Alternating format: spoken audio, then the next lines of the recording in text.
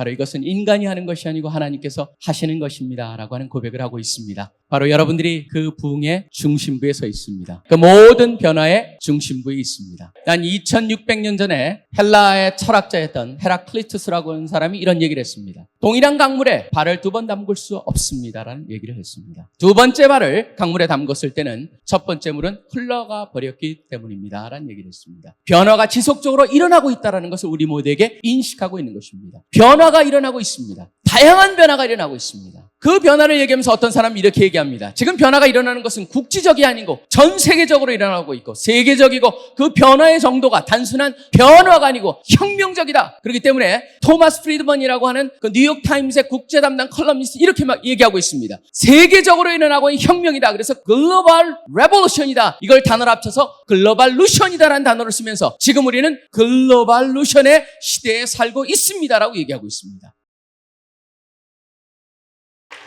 여러분 너무나 반갑습니다. 이렇게 귀한 자리에서 여러분들을 뵙게 돼서 너무나 특권이라고 생각하고 감사하게 생각을 합니다. 저는 가는 곳마다 부산에 대한 기대를 얘기하고 있습니다. 부산에서 지금 신기한 일이 일어나고 있습니다. 누구도 예상치 않았던 일이 일어나고 있기에 바로 이것은 인간이 하는 것이 아니고 하나님께서 하시는 것입니다 라고 하는 고백을 하고 있습니다. 바로 여러분들이 그 부흥의 중심부에 서 있습니다. 그 모든 변화의 중심부에 있습니다. 난 2600년 전에 헬라의 철학자였던 헤라클리투스라고 하는 사람이 이런 얘기를 했습니다. 동일한 강물에 발을 2번 담글 수 없습니다라는 얘기를 했습니다. 두 번째 발을 강물에 담궜을 때는 첫 번째 물은 흘러가 버렸기 때문입니다라는 얘기를 했습니다. 변화가 지속적으로 일어나고 있다는 것을 우리 모두에게 인식하고 있는 것입니다. 변화가 일어나고 있습니다. 다양한 변화가 일어나고 있습니다. 그 변화를 얘기하면서 어떤 사람이 이렇게 얘기합니다. 지금 변화가 일어나는 것은 국지적이 아니고 전 세계적으로 일어나고 있고 세계적이고 그 변화의 정도가 단순한 변화가 아니고 혁명적이다. 그렇기 때문에 토마스 프리드먼이라고 하는 그 뉴욕타임스의 국제 담당 컬럼니스트 이렇게 막 얘기하고 있습니다. 세계적으로 일어나고 있는 혁명이다. 그래서 글로벌 레볼루션이다. 이걸 단어로 합쳐서 글로벌 루션이다라는 단어를 쓰면서 지금 우리는 글로벌 루션의 시대에 살고 있습니다라고 얘기하고 있습니다. 변화가 일어나고 있습니다. 이것저것에 수많은 변화가 일어나고 있기에 우리는 항상 그 변화에 민감할 필요가 있습니다. 변화를 얘기하면서 알빈 토플러는 자신의 책인 부의 미래에서 지금 세계적인 변화를 얘기하면서 이렇게 얘기하고 있습니다. 변화에 가장 앞서가는 대상에 기업이 있습니다. 100마일에 달리고 있습니다. 그 뒤에 사회단체와 같은 비정부 단체가 90마일로 달리고 있고 그 다음에 미국의 가족이 한 60마일 정도로 달리고 있고 교육기관 한 10마일 정도로 달리고 있으며 그 다음에 정치 조직은 한 3마일 정도로 달리고 있고 국제 조직은 한 5마일 정도로 달리고 있고 제일 늦게 달리는 게 1마일로 달리는 법이다. 그래서 변화를 법이 쫓아가지 못하는 얘기를 하고 있습니다. 저는 그 책을 읽어가면서 이런 질문을 던져봤습니다. 과연 우리 기독교는 몇 마일로 변하고 있느냐라고 하는 것입니다. 변화에 속돼 우리 크리스찬들은 교회들은 기독교는 과연 어떻게 변화하고 있는가? 물론 여기에 변화는 본질의 변화를 말하는 것 아닙니다. 본질은 유지한 채로 포장을 바꾸고 전함을 바꾸고 뭔가 형태를 바꿔야 되는데 그 일을 하고 있는가라고 하는 질문을 저는 제가 몸담고 있는 CC를 향해서도 던져봅니다. 우리가 왜 변화를 논합니까? 바로 하나님께서 이 변화에 허락이 있었기에 인도하시게 일어나고 있기 때문에 우리는 그 변화에 민감할 필요가 있다라고 저는 생각을 합니다. 교회 역사를 보면은 항상 교회와 기독교는 변화의 주체였고 변화의 중심부에 있었습니다. 근데 어느 순간부터 교회는 변화의 변두리로 밀려나 버렸고 교회와 크리스찬들이 변화의 주체가 아니라 변화의 대상이다라고 하는 그런 모습으로까지 전락했다는 것을 우리가 솔직히 인정하지 않을 수가 없습니다.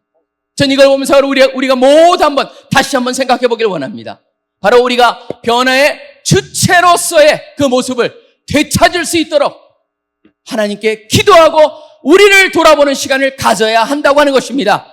여러분, 세상의 부흥은 바로 그럴 때 일어났습니다. 우리의 모습을 돌아보면서 우리가 회개하고 우리가 나아갈 바를 정하고 바로 나갈 때 하나님께서 그 가운데 부흥을 일으키셨다는 것을 볼 수가 있습니다. 전 여러분의 이 하나 된 모습이 바로 그 가능성의 시작입니다.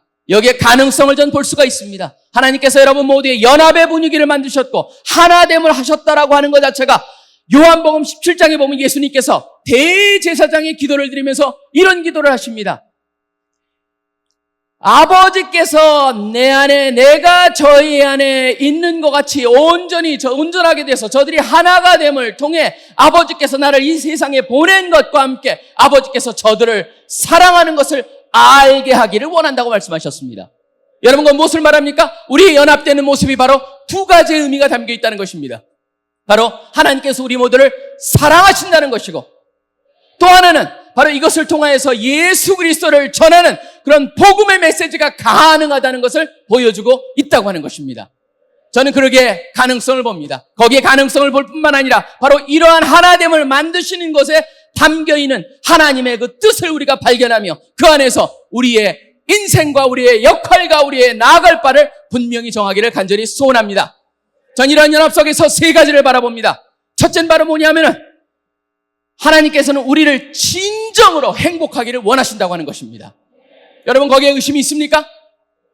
요한복음 10장 10절에 이런 말이 나옵니다. 내가 온 것은 양으로 생명을 얻게 하고 더 풍성히 얻게 하려 하심이라고 했습니다. 요새 와서 세상 사람들이 행복이 무엇인가를 질문하고 있습니다. 이것은 인류의 역사를 통해서 모든 철학자들을 비롯한 경제학자니 모든 정치가까지도 질문해왔던 것입니다. 행복은 무엇입니까? 행복하다는 것은 무엇입니까? 행복이라는 것은 어떻게 얻을 수 있습니까? 철학자들은 이렇게 합니다. 행복이란 무엇인가? 더 이상 뭔가 다른 것이 필요 없다고 느끼는 마음의 상태, 그게 행복입니다. 그러기에 그러한 것은 결코 다다를 수 없는 것이기도 합니다라고 얘기를 하고 있습니다. 행복이 과연 무엇입니까? 저는 최근에 행복이라는 얘기를 한번 들어봅니다. 행복이 무엇입니까? 작년에도 보면 타임즈에서 지속적으로 행복이 무엇이냐, 심지어 행복의 과학이라고 하는 The Science of Happiness라고 하는 그런 제목으로도 행복이 무엇인가를 조사해봤습니다. 행복이 무엇입니까? 거기에 보면 특이한 현상들이 있습니다. 행복이 무엇인가를 조사하는데 이런 얘기가 나옵니다. 과연 미국의 젊은이가 행복하냐, 유럽의 젊은이가 행복하냐, 그러면서 조사를 해봤습니다. 조사를 해보니까 바로 이런 것을 발견했습니다. GNP가 국민 1인당 GNP가 10,000불까지는 행복지수와 경제지수가 거의 비슷하게 올라가는데 그 이상이 되면 전혀 비례하지 않습니다. 이것을 보통 사람들이 역치라고 얘기합니다. 영어로 얘기하면 threshold라고 얘기하는데 바로 거기까지만 다다르면 그 일은 똑같다는 겁니다. 결국 사람들이 그걸로 행복할 수가 없다. 그렇기 때문에 유럽의 젊은이가 행복하냐, 미국의 젊은이가 행복하냐 조사해봤을 때 답은 미국의 젊은이들이 행복하다는 것이었습니다. 왜 그러냐면 희망이 있다라고 하는 것이에요. 변화할 수가 있고 또 자기가 계층을 초월해서 그 높은 것에 다다를 수가 있기 때문에 행복하다. 결국은요, 메슬로라고 하는 사람이 이런 얘기를 했습니다. 아브라함 메슬로가 인간의 행복을 보면서 인간의 원함이 있다. 원함이 어떻게 변하느냐 조사를 해봤습니다. 맨 처음에 먹을 것이 없는 사람은 의식주가 해결되면 행복할 것 같습니다. 근데 의식주가 해결되면은 그 다음에 뭘로 가냐면 이제는 미래를 염려하고 가치 있는 것을 지킬 수 있는 안전이라는 것을 추구하게 됩니다. 안전이 꽉 차면 그럼 사람 행복하냐? 그렇지 않습니다. 안전이 추구가 되면 그 다음에 원하는 것은 바로 공동체 같은 데 속해서 사랑하고 사랑받기를 원합니다. 그럼 그걸로 충분하냐? 그렇지 않습니다. 그 다음에 더 올라가면 자중심, 자기의 소중함과 존경을 원합니다. 근데 그걸로도 만족하지 않습니다. 그 다음에 온전히 뭐가 있을 때 행복한지 아십니까? 자기 실현이 될 때만이 자기가 할 수 있는 능력을 온전히 발휘할 수 있을 때만이 그 사람이 행복하다는 것을 분명히 알게 되었습니다. 저는 이건 바로 뭐냐면 하나님께서 주신 안전장치입니다. 뭐냐면 그곳에 이르기 전까지는 우리는 누구도 행복할 수가 없습니다. 근데 예수님께서 뭘 약속하신지 아십니까? 바로 그러한 행복을 위해서 내가 왔다라고 말씀하고 있습니다. 그게 바로 요한복음 10장 10절의 말씀입니다. 생명을 얻되 온전히 그것을 완전히 충분하게 100% 꽉 차게 주시겠다고 하는 것입니다. 저는 오면서 한번 그런 생각을 해봤습니다. 지난번에 어제 보니까 이런 얘기가 있었습니다. 서울에서 부산까지 가장 빨리 오는 방법이 무엇입니까? 라고 하는 질문이었습니다. 가장 빨리 오는 방법이 무엇일까요? 비행기? KTX? 아니었습니다. 이 밑에서 잠깐 어떤 분이 얘기했는데 바로 사랑하는 사람하고 같이 가는 겁니다. 바로 행복이라는 게 뭔지 아십니까? 행복은요, 그걸 갖다가 심리학자들이 뭐라고 얘기하냐면 몰입이라고 얘기합니다. 그래서 칙센미하이 같은 사람은, 헝가리 사람이, 그 사람이 쓴 책이 하나가 있습니다. 몰입의 경영이라는 데서 그 사람은 이렇게 얘기합니다. 가장 행복한 건 뭐냐면 바로 몰입할 수 있는 것에 삶을 두고 사는 사람들이에요. 무엇이 여러분 우리한테 몰입시킨 줄 아십니까? 바로 여러분 다름이 아니고 비전이에요. 하나님이 주시는 거예요. 하나님이 보시는 대로 볼 수 있게 만드는 거예요. 근데 왜 그게 중요하냐면 제가 최근에 우리 꼬마를 보고 느꼈습니다. 여러분 저한테는 애가 둘이 있는데요. 하나는 이제 대학교 들어가고 하나는 요번에 초등학교를 들어갑니다. 그러니까 12살 차이 띠동갑입니다. 근데 참 그 늦둥이 아이가 지난번에 어느 이렇게 지나가면서 선전을 하는데 보니까 거기에 이제 청소 로봇가 나와요. 그래서 그 아이를 부르면서 야 저기 로봇이 있다. 저걸로 청소한대. 그랬더니 얘 하는 말이 뭐가 저게 로봇이야. 청소기지. 그래서 그럼 그 순간 제가 생각해 보게 됐어요. 그럼 로봇가 뭐냐? 이 아이한테 로봇은 누구를 생각하냐면 바로 최근에 봤던 영화가 생각나는 거예요. 로봇 태권 V예요. 근데 재밌는 게요. 일본이나 한국 과학자들만이 로봇하면 유난히 걷는 걸 원하고 뛰는 걸 원해요. 왜 그런지 아십니까? 사실 서양이나 로봇 같은 경우는 다 기능별로 도와주고 만들고 하는데 그런 데 관심이 있습니다. 근데 일본과 한국만 누가 몇 발 걸었다. 그 다음에 누가 계단 올라갔다 관심이 있어요. 왜 그런지 아십니까? 일본은 바로 제가 어렸을 때 보았던 아톰이라는 영화 때문에 그렇고 만화 영화 때문에 우리는 로봇 태권브이 때문에 그래요. 제가 그걸 보면 생각한 게 있어요.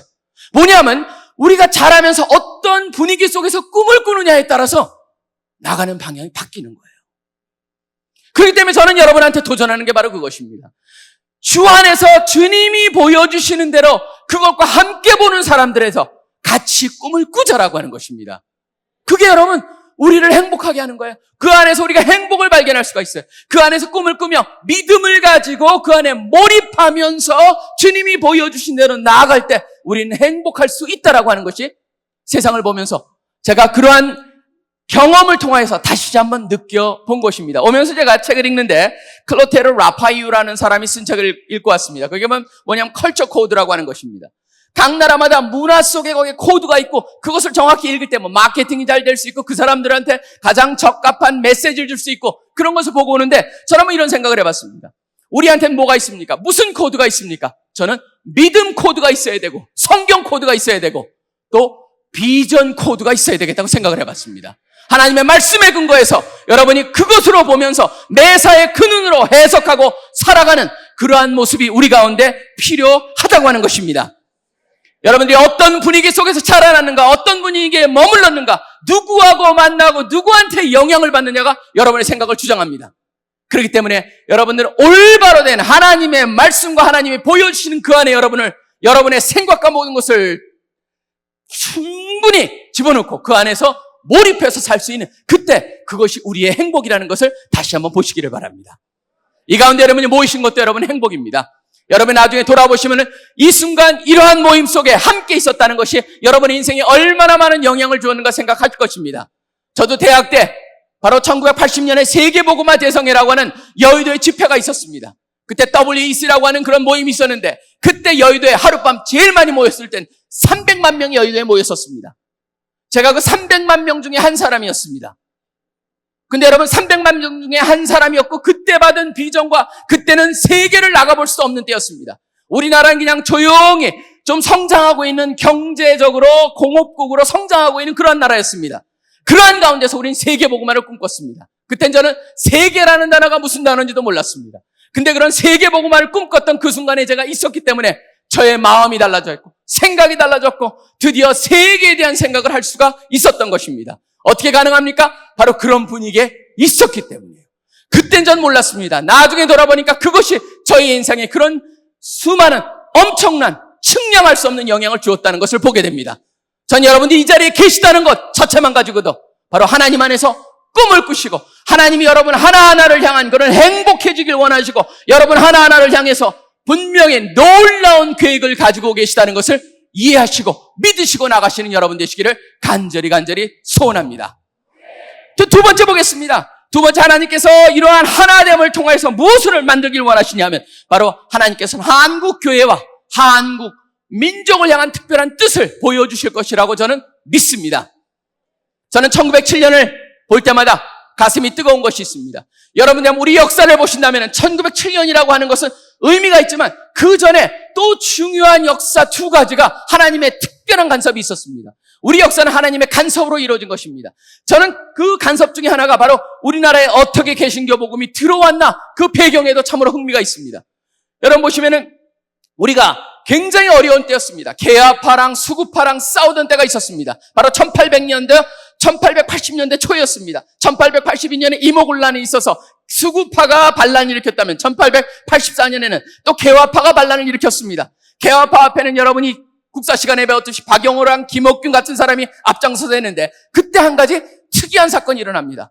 바로 개화파 사람 중에 하나가 수구파의 거두였던 사람의 대장이었던 사람을 칼로 찌릅니다. 그때 칼을 맞은 사람이 바로 민영익이라고 하는 사람이었습니다. 민영익이라는 사람이 바로 누구냐면 명성황후의 오라비 되는 사람이었습니다. 그 사람을 칼에 찔려서 누구한테 고쳐오려고 한의사를 14명을 쫓아가 봤다고 합니다. 14명을 쫓아가 봤지만 누구도 그를 고치지 못했습니다. 그러고 나서 14명째에 실패하고 쫓아간 사람이 누구냐면 서양 의학 선생님이었고 선교사였던 바로 알렌이라는 사람을 쫓아갑니다. 알렌이 그때 병을 고쳤습니다. 왜 그래 중요한 줄 아십니까? 그 알렌이 병을 고쳤기에 인정을 받았기에 알렌의 도움으로 1885년 그 다음에 4월 5일날 아펜셀러랑 언더우드가 우리나라를 들어오는데 알렌이 도와줘서 개신교 복음을 갖고 들어오게 됩니다. 그것만이 아닙니다. 그 전으로 돌아가시면 더 놀라운 게 있습니다. 우리는 1907년 하면은 장대현 교회, 바로 1907년 1월 14일, 15일 날 장대현 교회만을 생각합니다. 1907년이 바로 평양대붕을 생각합니다. 그렇지만 역사에 보시면은 더 놀라운 일이 있습니다. 무슨 일입니까? 바로 토마스 선교사랑 연결이 되어 있습니다. 토마스 선교사가 1866년 8월에 바로 순교를 당하기 전까지 그가 타고 왔던 제너럴 셔먼으로 타고 올라면서 성경세권을 받아서 그 성경세권을 받은 사람 중에 최치량이라고 하는 사람이 박영식이라는 사람한테 그 성경책을 갖다 줬을 때 박영식이라는 사람이 그 종이가 너무 좋고 아까워서 자기 방 전체를 갖다가 방 3개를 도배했고 그 말씀으로 그 도배한 덕에 그 사람이 기독교인이 되었고 그뿐만 아니라 최치량이라고 하는 이 소년도 기독교인이 되었을 뿐만 아니라 말씀으로 도배한 그 집이 평양 제1호교회가 됩니다. 널다리꼴 교회. 근데 그 널다리꼴 교회가 바로 뭡니까? 장대현 교회 천신교회라는 거예요. 우리는 장대현 교회를 생각하지만 이미 1907년이 아니고 뭡니까? 하나님께서는 40여 년 전에 평양대붕을 계획하고 계셨다는 거예요. 그렇기 때문에 여러분 무엇을 봅니까? 저는요 그런 걸 생각할 때마다 소름이 돋습니다. 무엇입니까? 하나님께서 우리 민족을 향해서 특별히 선교사가 오기 전에 먼저 스스로 말씀을 읽고 변화된 사람으로 만들고 교회를 만들고 그 다음에 그 준비를 완전히 끝내서 40년 후에 평양대붕이 일어났다는 것이죠. 바로 교회의 처음 교회가 어떻게 세워졌으며 어떻게 하다가 우리나라에 개신교 복음이 들어왔으며 1907년의 의미는 무엇입니까? 우리나라 역사 중에서 가장 어두운 때가 어디입니까? 여러분 한번 역사책을 펴놓고 보십시오. 우리가 공부를 제일 안 하는 바로 그 순간입니다. 언제냐면 바로 조선의 바로 후기입니다.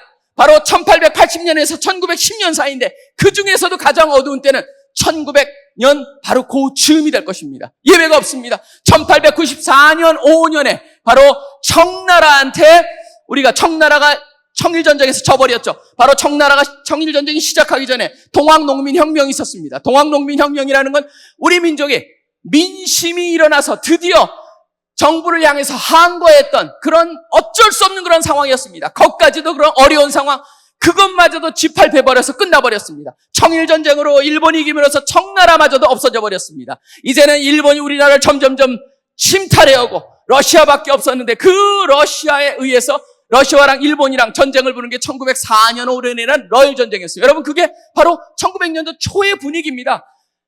밑에서는 완전히 소망을 잃어버렸고 위에서는 나라의 국교와 외교권을 다 빼앗기고 있는 바로 그때 하나님께서 우리한테 무엇을 주십니까? 평양대붕을 주십니다. 저는 항상 그걸 봅니다. 우리나라 역사를 보면서 우리 인간의 절망의 가장 밑바닥이 하나님 역사의 시작이었다라고 하는 것을 보게 됩니다. 여러분 평양대붕을 통해서 무슨 일이 일어난 줄 아십니까? 우리 민족이 재탄생을 한 겁니다. 하나님의 새로운 역사가 우리 민족 가운데 역사하심으로 우리 민족을 새롭게 빚어가기 시작한 순간입니다. 그게 바로 평양대붕 사건이에요. 평양대붕 사건은 그냥 사람들이 부흥해서 은혜 받은 사건이 아닙니다. 우리 민족이 새롭게 태어난 사건이에요. 하나님께서 그것을 갖다가 평양 자체만 이룬 것이 아니고 평양이라는 곳이 기생과 환락의 도시에서 기도와 찬송의 도시로 바꿔버린 그런 성령의 역사로 끝나는 것이 아니고 그것이 평양에만 머무는 것이 아니고 전국으로 번져갔으며 그것이 우리 민족을 새롭게 태어나게 했던 것입니다. 그 태어남이 있었기에 뭐가 가능했습니까? 기독교인이 성장했을 뿐만 아니라 1909년에 바로 100만인 구려운동이라고 하는 민족복음화 운동으로 발전한 걸 볼 수가 있습니다. 저는 이것도 또한의 특별한 한국교회의 특별한 상황입니다. 그 조그마한 교회가 민족을 안고 바로 교회를 확장을 복음 전함을 시작했다고 하는 것입니다. 그때문에 여러분 우리는 하나님과 개인의 관계로서 교회가 크질 않았습니다. 이거는 거기에 의미가 담겨 있습니다. 무엇입니까? 구원을 해주시되 우리 개인과 하나님의 관계에서 끝이는 구원이 아니고 바로 온전히 우리 민족을 변화시키고자 하신 것이고 그것을 통하여서 하나님께 뭔가 특별한 일을 하시고자 하는 하나님의 섭리가 담겨 있다는 것을 여러분이 보셔야 한다는 것입니다. 그 때문에 저는 거기에 가능성이 있다고 생각합니다. 일련의 사건을 보면서 하나님께서 우리 민족을 어떻게 인도하셨나, 어디로 가고 있으신가, 바로 그것이 우리 민족으로 하여금 하나님을 향한 기대를 갖게 만드는 이유가 됩니다. 그렇기 때문에 저는 1907년을 생각할 때마다 흥분이 됩니다. 지금 올해 같은 경우에도 1907년을 100주년을 맞으면서 크고 작은 집회가 1,500개 이상이 이미 계획이 되었고 그 중에 일부는 지금 진행이 돼가고 있습니다. 하나님께서 특별한 분위기를 만드시면서 그 중에서도 저는 부산에 대한 유별한 기대가 있습니다. 왜 그러냐면 바로 다음에서 말씀드리자는 세 번째 바로 이 하나됨을 통해서 이루시고자 하는 게 뭐냐면요, 부산에서의 부흥이 모든 곳에 도약이 되며 진원지가 될 것이라는 믿음이 있기 때문에 그렇습니다. 여러분, 여기가 진원지가 될 것입니다. 우리나라 역사를 보시면 5,000년 역사 동안 931번 외침을 받았다고 합니다. 어떤 사람이 이렇게 얘기합니다. 우리 한국의 역사는 외침의 역사였습니다. 외침이 외치다가 아니고 외부에서 침략을 받았다고 하는 것이죠. 우리는 아주 너무나 많은 외침 속에서 당해만 오던 민족이었습니다. 그래서 존스 홉킨스 대학의 교수로 있는 돈 오브도퍼라고 하는 사람이 이런 얘기를 했습니다. 한국의 역사를 보면 외침의 역사였고 특별히 중국과 러시아, 일본과 미국과 같은 굉장한 강대국이 관심을 갖는다. 그러면서 이분이 이런 얘기를 합니다. 한국의 역사는 어려운 역사일 수밖에 없었다. 왜 그러냐면 굉장히 애매한 사이즈의 국가가 아주 불행한 위치에 있기 때문이다 라고 했습니다. 우리 민족을 다 합쳐봤자 전 세계에서 다 북한까지 다 합쳐봤자 8천만 명입니다. 8천만 명 정도가 유럽에 있었으면 강대국이었을 것입니다. 근데 이게 13억 옆에 붙어 있습니다. 바다를 건너면 1억 3천이 있습니다. 그렇기 때문에 그 사람 보기에는 애매한 사이즈가 아주 불행한 위치에 있기 때문에 한국은 불행하다라고 얘기를 했습니다. 불행했었고 불행했고 그 사람 얘기하지만 불행할 것이다가 담겨있는 메시지였습니다. 근데 여러분 꼭 그렇습니까? 전 그렇게 생각하지 않습니다. 백이찬이라는 사람의 책에서는 다르게 말하고 있습니다. 백이찬이라는 사람은 코리아 다시 생존의 기로에 서다라고 하는 책에서 이렇게 얘기하고 있습니다. 한국의 5,000년 역사를 보면은 해양 세력과 대륙 세력의 그런 갈등 속에서 어려웠습니다. 대륙 세력이라고 하는 중국과 러시아가, 해양 세력이라고 하는 일본이, 그리고 근현대에 와서는 미국까지 동원해가지고 바로 이 세 개의 강대국이, 4개나 되는 이 강대국이 바로 우리나라를 힘들게 하고 있다. 그러면서 그 사람이 이렇게 얘기합니다. 왜 저들이 우리한테 관심이 있습니까? 이유가 있습니다. 바로 지도를 펴놓고 보십시오. 우리 한반도가 왜 일본이 그렇게 신경을 쓰냐면 일본 열도에 심장을 겨누고 있는 비수같이 생겼기 때문에 그렇습니다 라고 얘기했습니다. 일본 열도에 심장을 겨누고 있는 비수 같은 것이기에 그들한테는 신경이 쓰이고, 그러면 중국은 왜 그렇습니까? 중국 대륙에 머리를 치는 망치같이 생겼기 때문에 그렇습니다 라고 얘기했습니다. 러시아는 왜 그렇습니까? 러시아는 태평양 진출을 막고 있는 수갑같이 생겼기 때문에 러시아에서 신경을 씁니다. 미국은 왜 그러냐면 일본과 태평양 전략의 방아쇠같이 생겼기 때문에 그렇습니다. 방아쇠같이 생겼고 수갑같이 생겼고 뾰족한 망치같이 생겼고 비수같이 생긴 그게 바로 한반도라고 하는 것이죠. 그렇기 때문에 그 사람은 얘기를 합니다.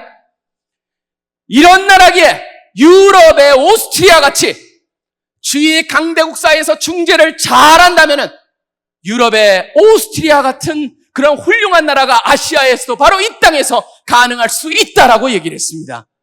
저는 그러한 일이 일어날 것이라고 믿습니다. 그러한 일의 시작이 여러분 2007년에 저는 시작할 수 있고 새로운 일이 일어날 수 있다라고 저는 믿는 것입니다. 요새 보면 그런 광고가 있습니다. 누구한테 H는 무엇을 의미합니다. 뭐 그런 게 있습니다. 여러분 광고에 기억나시죠? 저는 요새 그런 생각을 해봅니다. 1907년의 피는 무엇을 얘기합니까? 무엇을 의미합니까? 그러면 저는 평양을 의미합니다. 그럽니다. 그럼 2007년의 피는 무엇을 의미합니까? 그러면 지금 부산이라고 바뀌었지만 외국에 나가면 부산은 아직도 피입니다. 푸산. 그 때문에 저는 2007년의 피는 무엇입니까? 그러면 푸산입니다. 그 다음에 2007년의 피는 무엇입니까? 또 패션입니다. 바로 젊은이들의 열정으로 부산이 바뀔 수가 있기 때문입니다. 그 다음에 또 2007년의 피는 또 있습니다. 뭡니까? 펜타코스입니다. 오순절이에요. 제2의 오순절이 바로 이 부산에서 패션을 가지고 일어날 것이라고 저는 생각을 합니다. 여러분 보시면은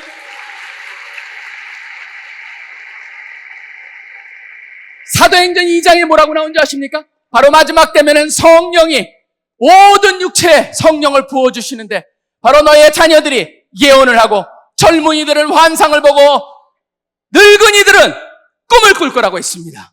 바로 그런 역사가 일어날 것입니다. 근데 우리가 거기서 잊을 수가 없습니다. 그 다음에 뭐라고 되어 있습니까? 주의 이름을 부르는 자는 구원을 얻으리로라 되어 있습니다. 바로 무엇에 대한 메시지입니까?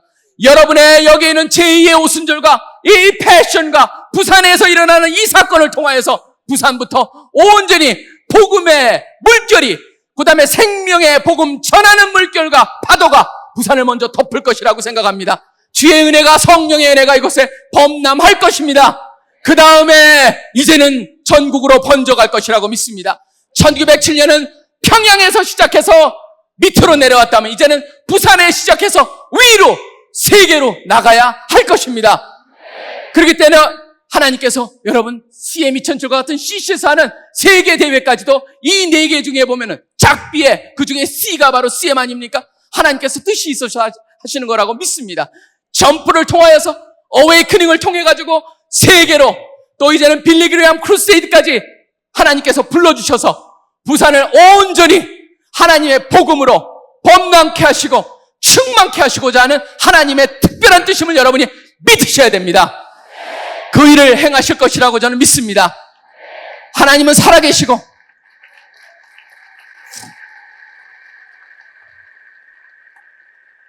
모든 성장은 준비가 되어 있지 않으면 일어날 수가 없습니다. 저는 항상 부산을 보면서 가장 안타까운 게 그것이었습니다. 제2의 도시지만 기독교인이나 모든 면에 있어서는 그 제2의 도시에 걸맞은 영적 인프라스트럭처가 안 갖춰져 있었습니다. 근데 하나님께서 저는 지금 행하시는 걸 보시면서 드디어 그것에 걸맞는 역사를 행하시고 계시는구나.